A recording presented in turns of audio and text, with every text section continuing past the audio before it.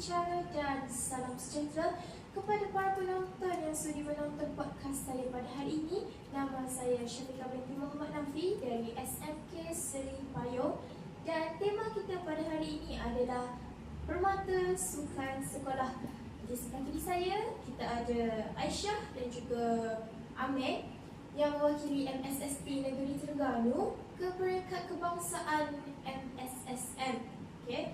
Sebelum saya tanya lebih lanjut, boleh tak Aisyah dan juga Amir perkenalkan diri kepada penonton dan bagi tahu sukan apa yang korang main? Assalamualaikum. Nama saya Nur Aisyah Syafiqah binti Mak Zilani. Saya telah mengambil bahagian dalam sukan Mertas Desa. Okey, Amir?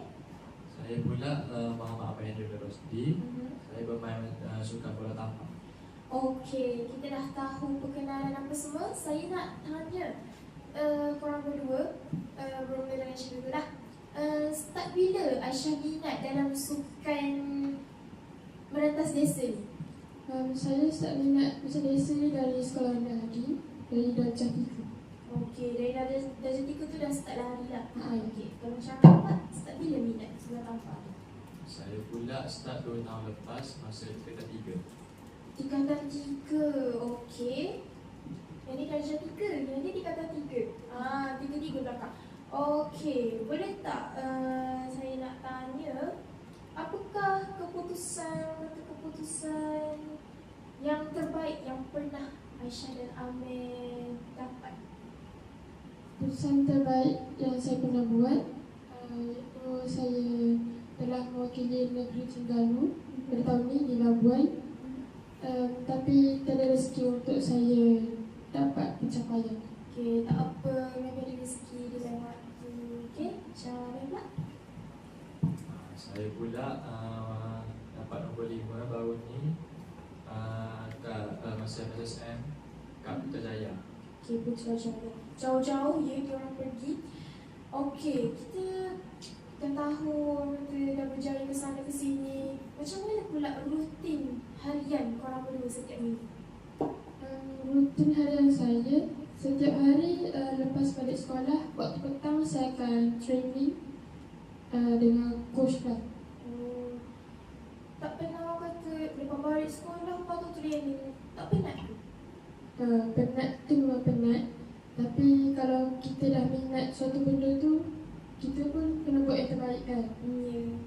Macam mana pula? Lebih kurang sama juga. Lepas kelas tu turunlah training tetap setiap minggu. Oh, jadi korang berdua lepas je sekolah, lepas je tu memang terus turun training? Wah, konsisten. Baiklah.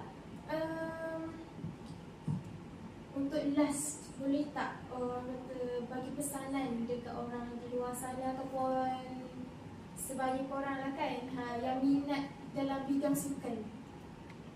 Kepada adik-adik di luar sana, joinlah sukan-sukan yang korang minat. Menang kalah tu ada pertandingan, tapi yang penting tu kita dah berusaha untuk capai apa yang kita nak. Okey, terima kasih Aisyah. Teruskan latihan yang konsisten sebab banyak saingan dalam bidang sukan ni yang tinggi-tinggi, yang lagi hebat lah. So teruskan latihan lah. Okey, terima kasih kepada Aisyah dan juga Amir kerana sudi join podcast saya pada hari ini dan kata berkongsi ilmu kepada adik-adik di luar sana ataupun penonton yang melihatnya ya.